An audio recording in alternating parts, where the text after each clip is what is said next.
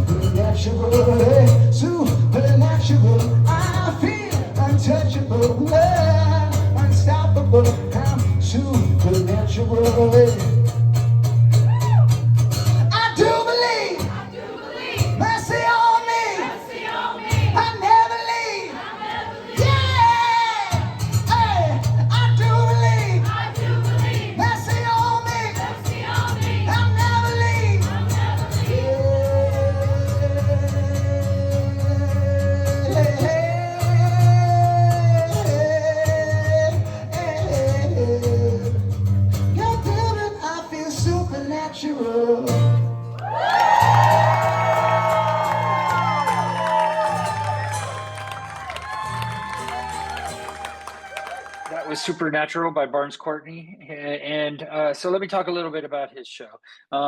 He super engaged with the audience. The crowd, like they were all about it. They loved him. And everything that they would yell out to him, he'd pretty much just regurgitate back to them and laugh about it and have a great time.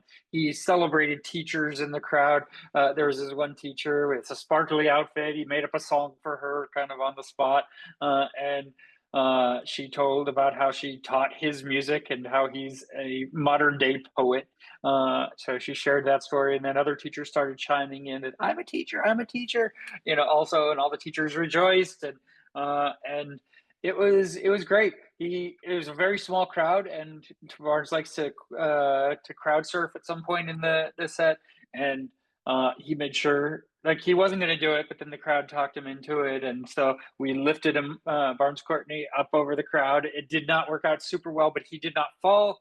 He's like, he wasn't impressed with the level of of lifting that we did, but we made it happen. And then later on in the set, Barnes played my favorite song of his, which is "Fire." And he had everybody get down low. You'll see this. I'm going to share the video right now in just a second. But he had everybody get down low, and then he jumped into the crowd and was singing along with the whole crowd. And like, I'm right up against his guitar, like pushing it against it. The guitar's right between me and him. It was pretty cool, and it was a lot of fun. So let's play "Fire" by Barnes Courtney at bottom of the hour. Lonely voices talking to me. I'm gone, I'm gone, I'm gone. And my mother told me, son, let it be. Sold my soul to the poet.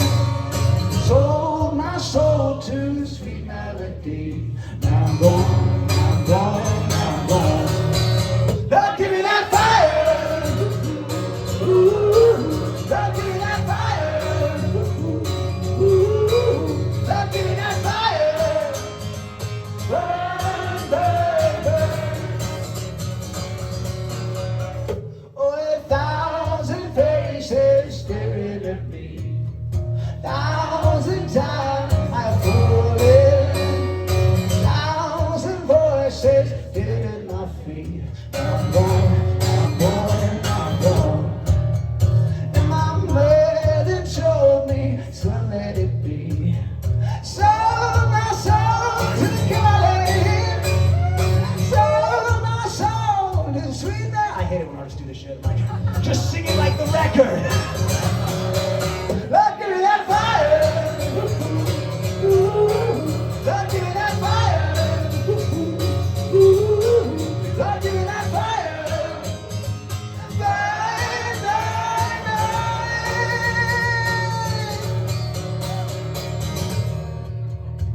Are you still alive out there? Are you ready to sweat for this last chorus? Are you ready to sweat? All right. Shh. Everybody touch the ground. Get low. Lower. Unless you have some kind of fucked up knees or something. I don't know. Lower. Don't lie. Okay. That's as low as I can get. Now on the count of 3, I will bring you back in. And when I do, we are going to sing louder and jump higher than we have all night. Are you ready? Are you ready?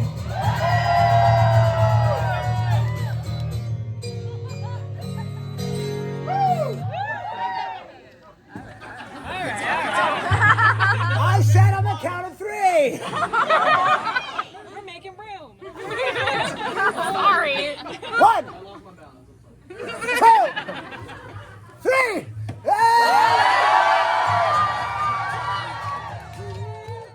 Where do you go? Don't give me that fire. Don't give me that fire. Don't give me that fire. Burn, burn, burn.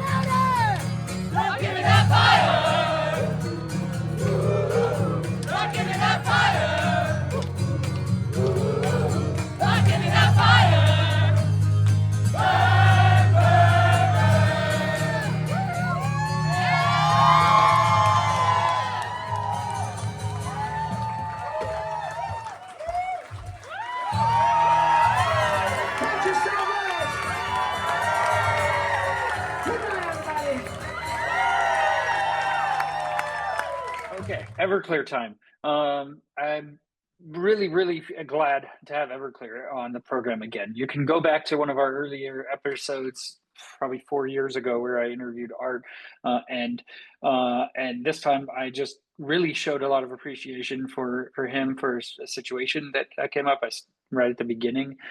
We got into some really fun, interesting stories. It seemed he had a lot of fun with this interview, and it was more than just an interview for him. It was a fun chat, which is what I wanted to get from it. I wanted to hear some stories, and I got more stories than I was even expecting. So let's bring Art on into the program and chat about Everclear. Hey, Art, how you doing? Good. Hey, Steve. Hey, good to chat with you. Good to chat with you. So where are you? I am up north. You're in the Bay Area, actually, right outside of Sacramento. Okay, very cool. Yeah, yeah. I saw you 2 times this year, actually, which was fun. I saw you at the Roseville show, and then which is cool. And then also earlier in the year when you played the San Mateo County Fair Yeah. with that show with Hoobastank. And I have a particular thank you for that show because you may not remember this, but I brought my 11-year-old son. He's autistic and he has some sensory stuff, and we were right at the front, and he was getting a little tense and worked up, and I mean, you caught it like in the middle of the song. You're like, "He okay?" And I'm like, I gave you kind of a single, like, yeah, he's good, sort of thing. And Yeah. he champed it out and he made it through, but he was excited to see the show, but it was just, It's a a little lot, bit. man. It's a lot. It's sensory wise overload is a lot for anyone as loud as they play it and bands are playing. So yeah, when I see kids like really not looking happy, I want to make sure that they're okay. Because Oh yeah, a lot of parents don't put ear protection in them. I mean, I have my sound guy on stage. I make him like keep a whole bunch of the soft earplugs just in yeah. case there's kids there that need them. And Oh, many times in the middle of shows when I've stopped and got them for them. yeah. He absolutely had ear Oh, I'm sure protection, he but did. especially I'm having him at the front of this. I'm not doubting that. I'm just telling you, Yeah, no, it's good. You're prepared. And you make sure your team's prepared. That's awesome. That's a great way to do it. And you were cool with him after. I mean, you gave him a couple guitar picks and your set list and everything. You're just really awesome of you to do that. So You're I wanted welcome, man. to thank you up front. Well, blessings So to your family, man. It's it's a really special thing having a kid with special needs. I don't, but my daughter's very neurodivergent, and there's issues, man. There's a lot of issues, and I have friends with kids with some high functioning special needs and some very low functioning special needs. So I deal with it all the time in my life, and I think I'm not very religious, but I'm very spiritual. I think God gives us um, people like that because they're special. They're closer to Him in some way, shape, or form, and not Him, but to God. yeah, I don't think God has a penis. no, maybe probably not. Probably not. Probably Yeah, not. It would be frightening if he did. yeah, for sure. But he's getting into the rock shows, and he's enjoying me taking him. I took him to AC/DC earlier in the year and You like that? Roseville, and we were right up against the stage right there, And I mean, he had a little bit again sensory stuff, but he was there. He champed it out, and you got to see a show that he won't forget anytime soon. So Well, I think it's good for him to have to be pushed sometimes, you know what I mean, to learn to yeah, cope a little bit, because he obviously did. yeah. And I think that's, anybody we need our limits pushed a little bit, push the envelope.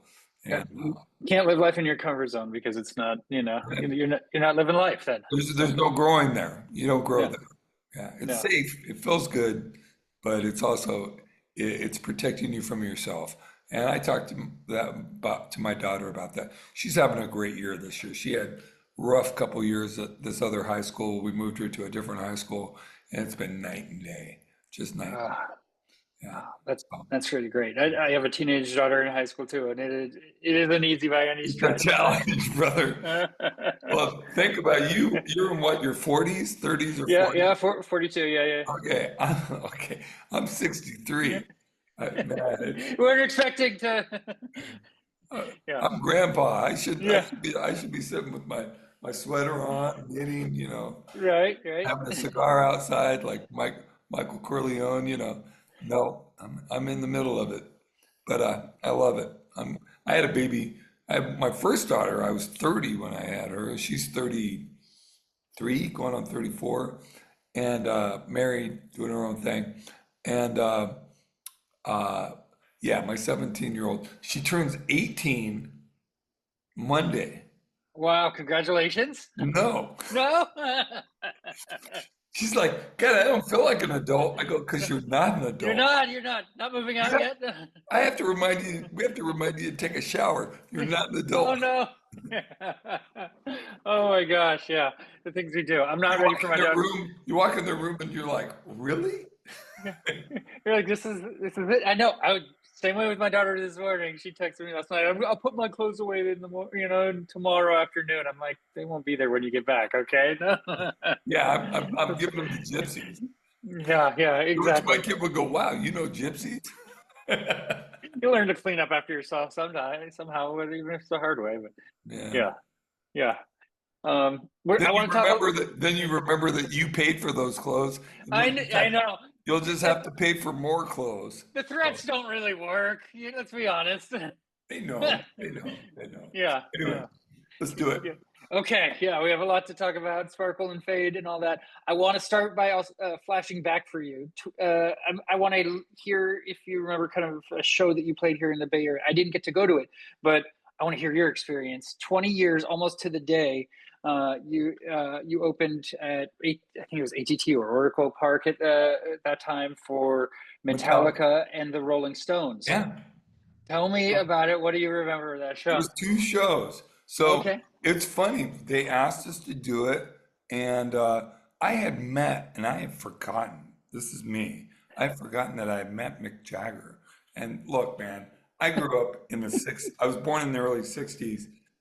I grew up Rolling Stones, Beatles. In my house, there was no like Stones versus Beatles thing. Yeah. Both. Yeah. You do. You don't. Why do we have to choose? You do it Why both. would Yeah. you? Yeah, people are just. I'm just like those are the type of people that just want to start shit, right? They Yeah. just You're want to trying to start. start a fight. Yeah, they're the people who politically just want to start trouble. It's just like me. I was a great. I love Rolling Stones. I love the Beatles. As I grew up and started playing music, I mean, you can hear Stones in my music all the time. Anyway, I met Mick Jagger at MTV Music Awards in 1998, and he wanted to take a picture because his teenage daughter was a huge Everclear fan. So I took a picture with him, and I had forgotten about that. I don't know why I forgot about that, probably, but I then we got the offer to play the show to open for Metallica at the baseball park. Yeah. And I would make jokes. I go, yeah, we're the first band, so it was half full. There was only 28,000 people there because holds like 60,000 people. Yeah. Yeah. Only But 28,000. yeah, but they only give us I think like a 25-minute set, so it was mostly hits and stuff. And I remember their tour manager, or he's probably a junior tour manager. He's like, okay, lads, look, do not play any Stone songs. The band hates it when they do it. And he poked me with his finger in my chest, and I'm just like, okay, all right, thank you. All right, guys, come here. I want to teach you this song. And I taught How him. you got to? I'm like, fuck you. That was a challenge as far as I was concerned. And Yeah. and both days after our set, like I left 2 minutes there, we did a little bit of a song what was the album? The one with some girls. It was some, Okay. Yes. yeah, Yes. yeah.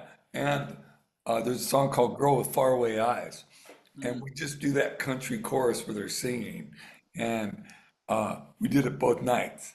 And the next night, everybody, even Metallica, got to take a picture with the Stones, and they took, that's all you get. You get two pictures, and and I'm standing next to Mick, and he's like, man, it's great to see you again. I go, when did we meet? I would Yeah, remember meeting Mick I think Jagger. you. So, Yeah, yeah. remember at 90 at the MTV Music Awards, he goes, my daughter still won't shut up about it. And I'm like, oh my God, that's right. And um, yeah, it was a really, really interesting show. So the second day, we had to buy our own tickets to go out. Oh no! So What? I bought tickets, and we were like, kind of like, I'd say about 100 feet from the stage. And me and my girlfriend at the time, who's now my wife of many, many years, and mother of my daughter, we've been dating about a year.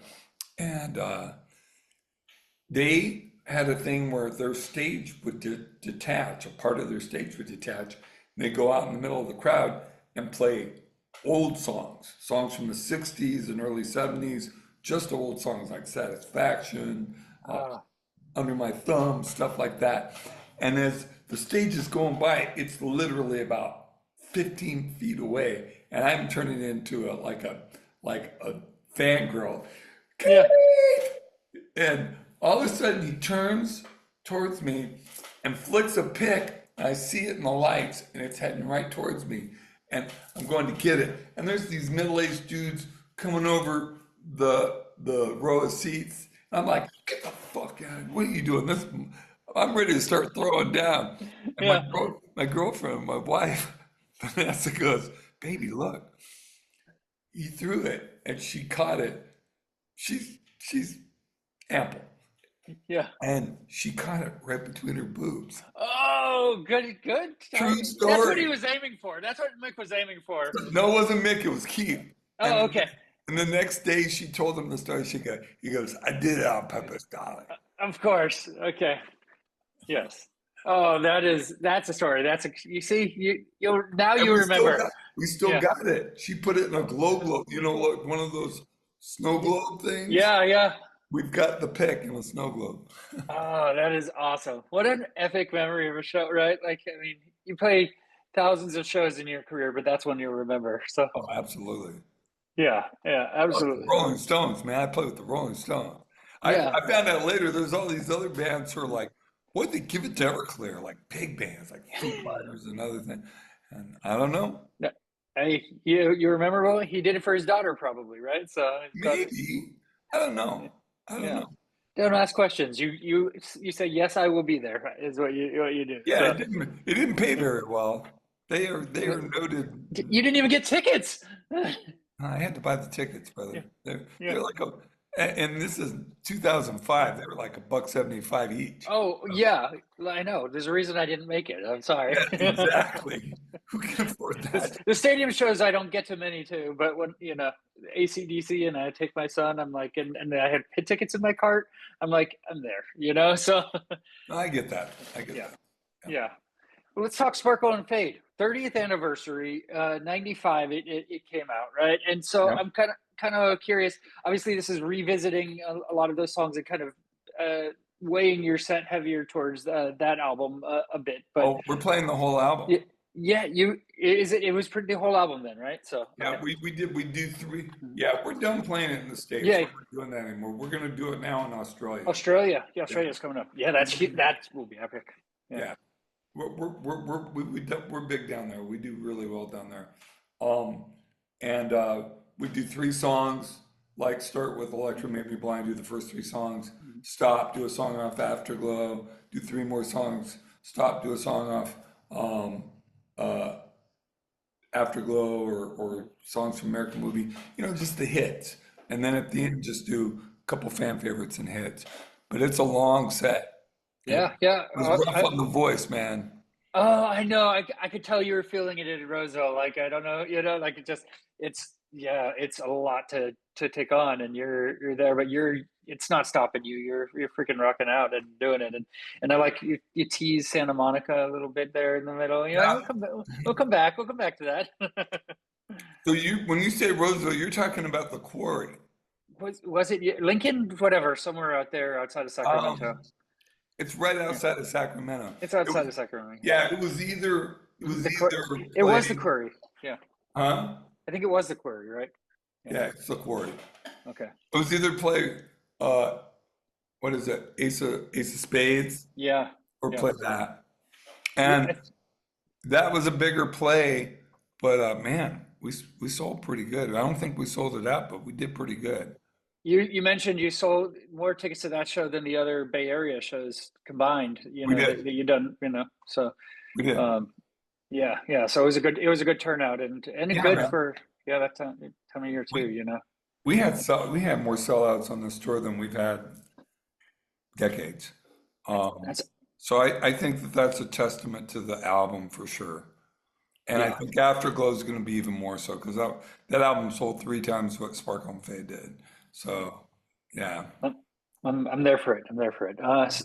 Take us back to 30 years ago. Like, tell me kind of what was going on in your life. What was the world like when you were writing those songs? Because I mean, something about your writing. It's so personal. It's so incredible. Like, you really hit a note in your music, and but so tell me kind of where you were at when you were writing Sparkle and Fade. Well, thank you. Well, the writing of that was a year before, so it was like 31 to 32 years ago. Hmm. Um, after my album, our album, Everclear album, World of Noise came out in 93. And then when we signed to Capitol, it came out, they reissued it, remastered it and reissued it. And um, uh, what am I going to say? And someone just texted me. I'm sorry, it got I know the pig blew your mind. yeah. And you know, I just like the summer of 90, what about 94?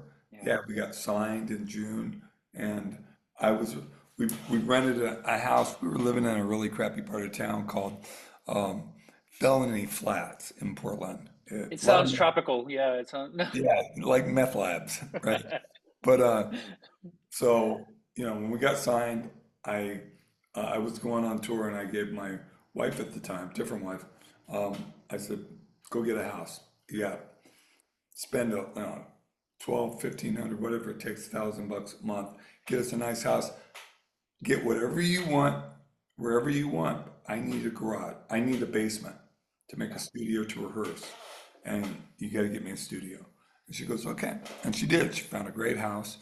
Um, and a big enclosed porch outside. So when our 2-year-old would go to bed, your dad, so Oh yeah. you go to bed around 7 o'clock, 8, and I'd be out so I wouldn't wake her up in the front in that enclosure writing songs. And then during the day, the band would come over, the guys, Craig and Greg would come over, and we would rehearse in the basement, work out the songs.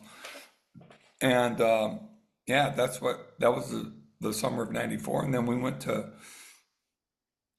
Smart Studios, Butch Vig Studios in uh, Madison, Wisconsin. And I self-produced Sparkle and Fade. And then we mixed it in New York um, and got it mastered in January. It took about 4 or 5 months. I went back, wrote some more songs, recorded them. Pale Green Stars was one of those. Strawberry came a little bit later. Um, Trying to think, there was another one, but yeah, it took a period of, it wasn't just like, well, I'm going to write for 3 months, I'm going to record for 3 months. It took a period of about a year, Wow. to make that record. And then when it came out in May, Heroin Girl was the single, and a lot of places wouldn't play it because of the word heroin. And Yeah. the places that did, Detroit, Cleveland, Chicago, it's a big hit. Portland, big hit. But, other places they wouldn't play it. And then Santa Monica came out, and because the first single wasn't a big hit, a lot of stations were a little slow to come on to it.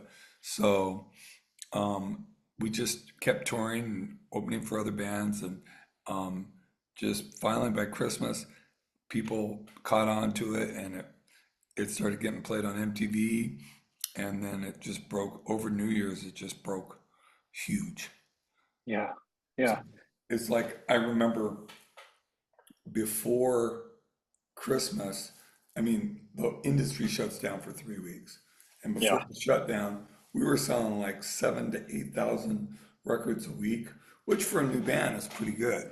Like I take it, but then MTV comes But then along and MTV came on, 2 days after New Year's, we find out that it was selling almost 40,000 a week. yeah. It quadrupled or almost quintupled. And it stayed between 30, 30,000 and 40,000 for about 7 or 8 months. So it was never like selling hundreds of thousands of records. It just sold medium amount of records, which if you think 30,000 records is medium for like over half a year. So that's how we sold almost 2 million records of that record. And we just started touring and playing bigger places and headlining and playing places that we had opened for other bands, as the opening band.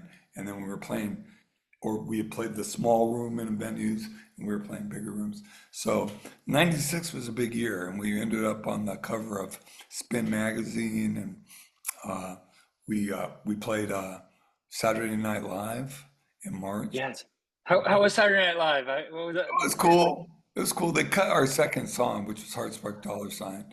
They cut our Ran out of second song. time. And I remember I was pissed off and I'm sitting up in the rafters, just pissed off. And this kid that was one of the new guys that didn't get a lot of lines, but was like the background guys. He's one of the new actors. I had just come on that year, sat and talked to me for a long time, and he was really cool. And he gave me his number, but I lost it, and I forgot his name.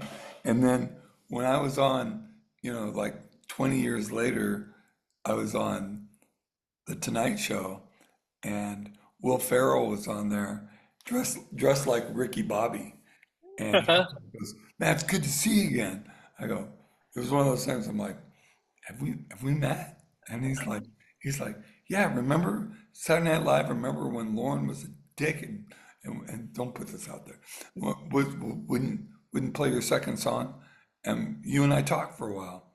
I go, that was you? That was Will Ferrell? Oh my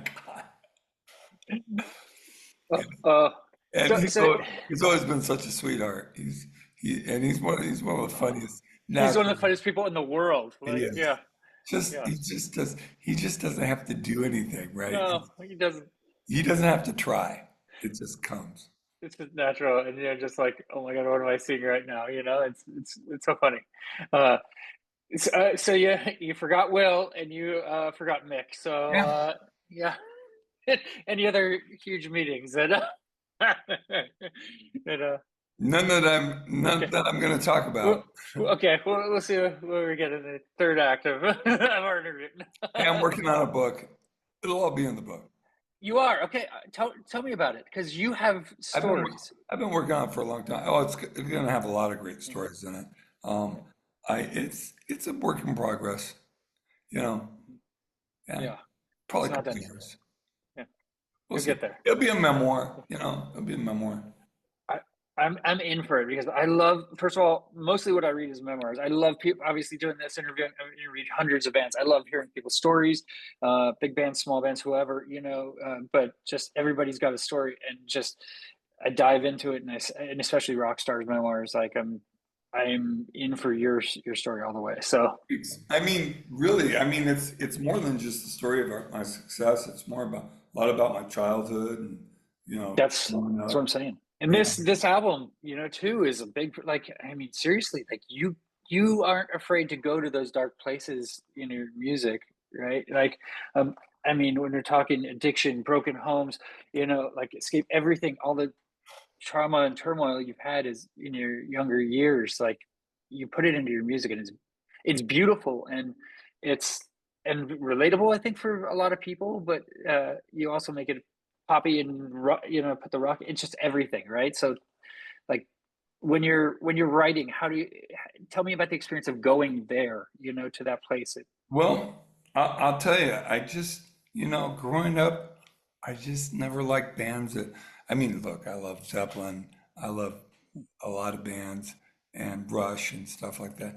But I've always liked singer-songwriters. I've always loved Simon and Garfunkel, Bob Dylan, um, people who write about real things, John Prine, you know, um, so many great singer-songwriters, and Bruce Springsteen, one of my idols, and Tom Petty, guys like that. And so I always considered Everclear a singer-songwriter and a punk rock band, punk Yeah. rock band, you know, and that's kind of what we are. Um, you know, people are like, "You grunge? Are you alternative?" I go, "I don't know about those labels, man. We're a rock and roll band. That's Yeah. what we are." And that's not me trying to be cool or hip. It's just really what I think. I mean, it's all rock and roll. Um, you know, but the thing about writing songs is I write songs in three different ways, really. I write autobiographical songs, Father Mine, uh, I'll Buy You a New Life. Other songs, I'd say about a third of my songs are that. And then another third of songs are where I take things from my life and build characters around them. Wonderful is one of those songs, right? It's not straight Yeah. autobiographical, but it's from a lot of things in my life. And then there's songs I just write. I find something that interests me and I write about it. But there's also stuff, you know, from in my memory and my growing up and stuff that helps color that. So, and the thing is, if I can write from those three different perspectives and you can't tell the difference as a listener, I'm doing my job. It's called, you know, um, it's called suspension of disbelief. You learn it in school, and that's when you're writing fiction or nonfiction, you want people to hear your voice on the page, and to get lost in the story. And that's what I try to do as a songwriter. Yeah. And so that balance between the autobiographical and the kind of storytelling a little bit. Well, it's all Do you, storytelling. I like yeah, yeah, most of us from the fiction. first person. Yeah, Yeah. most of us I like storytellers. Yeah. It feels more right? Like, I mean, it feels something you can relate to. It feels it's your experience and you're putting it out there, right? So you just put out the Sparkle and Fade 30th anniversary remastered deluxe edition, right? And you had some unreleased songs, some demos and covers. You covered American Girl, which tell me kind of about that song for you. Well, I just always loved Tom Petty and love that song. Ah, We were on tour summer '94. We getting signed to Capitol, and we got an offer from a label, came through management, that was putting out uh, a a Tom Petty tribute called "You Got Lucky," and it had a list of songs that no one had done, and I'm like, let's do American Girl. But Craig and Greg didn't know that song, so I had to teach them my version of that song, which I worked up in my hotel room with a guitar, and then I taught it to them. And so I don't know that they had ever heard. No, I played them. I played them because I wanted Craig to help me with the backgrounds, where the call and response yeah, yeah, yeah, during the chorus. So, you know, oh yeah, all right, take it easy, baby, make it last all goddamn night, that kind of thing. So he had heard it then. I played it, the song for him, but pretty much they hadn't heard it, and we just recorded it as an Everclear song. yeah, But yeah, I kept the melody. Whenever I tried to do a cover, I tried to do it in my own way, but I also tried to keep the things that made it special in the first place. yeah. And that melody and that cadence was really important. You ever get to see Petty live or play with him? I never played with him, but I've Yeah, seen Tom Petty live many times as a kid yeah. growing up, yeah. And I got to meet Mike Campbell, another hero of mine, Mm. who was very, very, very nice and very complimentary about my songs, and Yeah, which was really nice. yeah, yeah. I've seen Petty live. I saw him live three times. Two back in '05 and '06. Something that was really cool that he did for the press was like I got to take pictures in the photo pit, but usually it's the first three songs and you're out, right? And he let the press stay in the photo pit the whole time, and so I'm there, and it's just as magical at the Greek in Berkeley, and 2 years in a row, and then he brings out Stevie Nicks for 5 songs, and and it's just incredible, Dude, I saw him at the Santa Monica Civic in 1977 on the first record. Yeah, Wow. yeah, That yeah. A predates me a five lot. dollar, $5 show put on by the radio station KLOS, and yeah, I saw the Cars in one of those shows. Saw Cheap Trick in one of those shows. Yeah, it was awesome.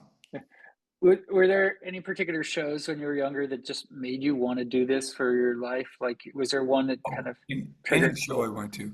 What Yeah. made me want to do this was seeing the Beatles on TV when I was when I was four, in Yeah. 1966. So, yeah, Last time they it's were on Ed Sullivan, Ed Sullivan. not the Mm. first time or the second time, it was the last time. And I just came out of my room. My mom had put me to bed, and I came out of my room in my underwear, and my jammy shirt, and just that's what I wanted to do. Yeah. That, Yeah. whatever And that was, no that. looking back, right? That's the way to do it. Yeah. Yeah. Yeah. And on the covers also, Brown Eyed Girl is a pretty popular cover that you did.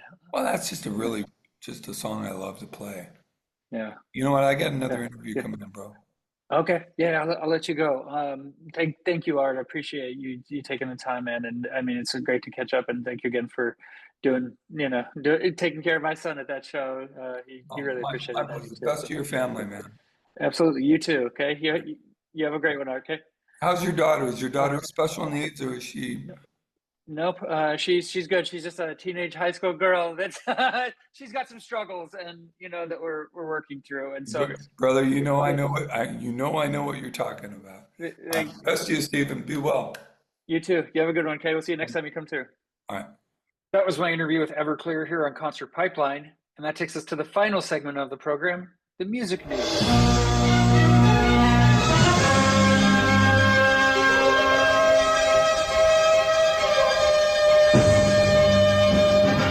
I have a couple stories to wind out the program today. First off is 21 Pilots. Uh, they had a little incident like a couple months back. One of their fans just grabbed one of the drum kits and like took it and was like walking out the venue with it. I think they got stopped outside, but it was amazing how long it lasted. And that sort of thing has happened again. Actually, there was a theft of 21 Pilots. A fan. This was in May of 2025 that the band stole one of the band's drums, and then this time a fan stole a USB drive with the level of concern track data in October, which the band has requested back. So they let's see, they were able to. Okay, that's about the drum. I'm trying to find the story again because it timed out on my computer. But anyway, someone stole a USB drive with some of their music on it, which is not great. All right. Next story is about Nelly Furtado. She says she's retiring from live performances. Uh, I had the chance to see Nelly Furtado back in 2000, actually, when she opened for Everclear and Fastball at the Warfield, and she put on such a great show. I ended up seeing her, I think, one other time after that as well. But she says she's retiring from live music. She might still make music, but she is going to retire from it. From the live music. So we will see how that shapes out. But I haven't seen her in a long time. Her music kind of changed a lot over the years, and I drifted away from that type of music as well. So that's how it goes.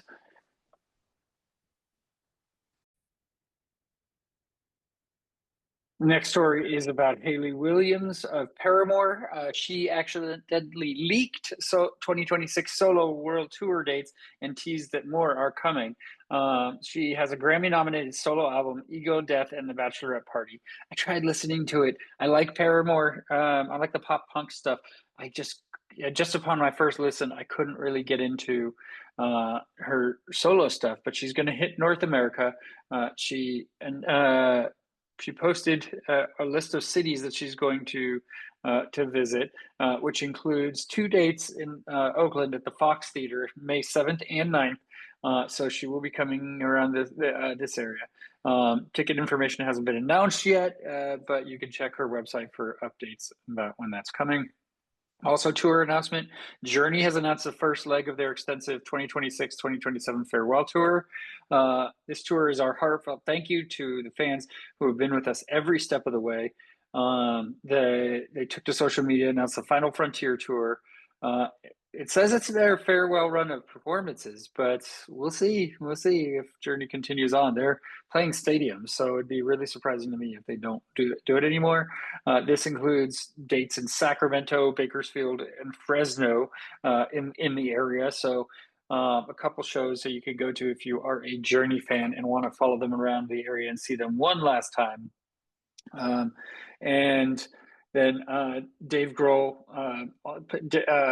honored his lifelong bond with Josh Homme from Queens of the Stone Age by announcing a tour with them.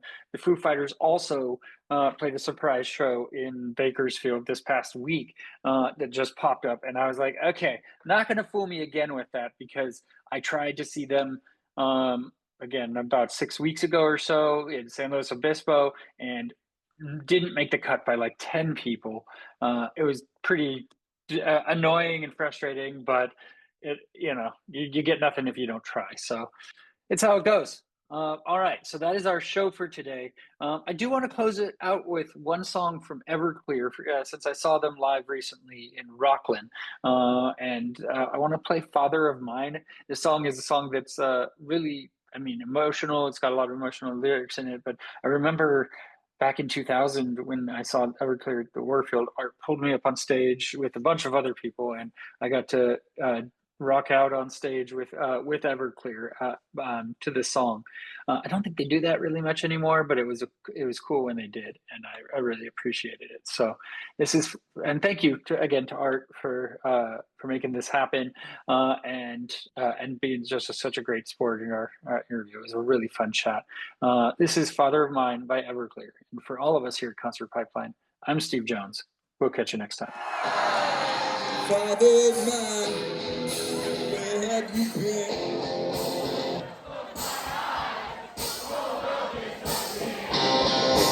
Father of mine, take me back to the day, when I was still golden boy, but before you went away. I remember blue sky, walking the block. Loved it when you held me high. Man, I love to hear you talk. The movie, take me to the beach, take me to places I saw.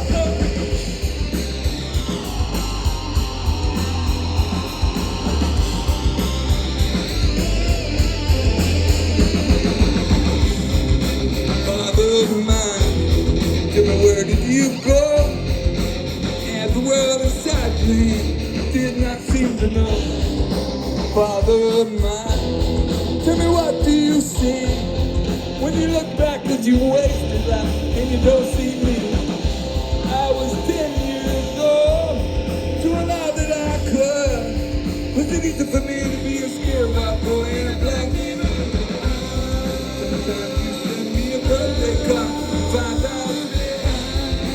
Never understood you then, guess I never will. Daddy gave me a name. My daddy gave me a name. Then he walked away. Daddy gave me a name. Then he walked away. Daddy, get up.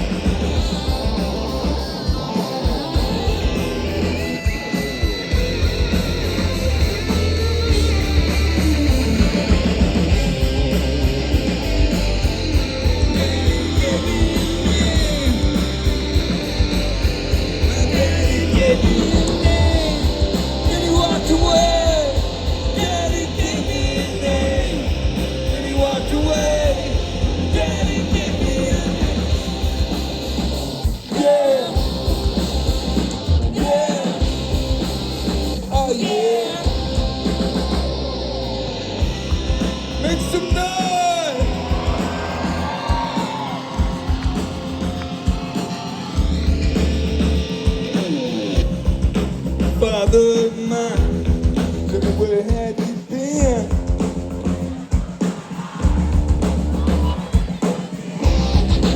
Father of mine, tell me have you been? No, I saw you big, never be same, never be same. I would be weary inside, I will always be there. One man, child of my own, swear I'm not gonna let it go, pay that go.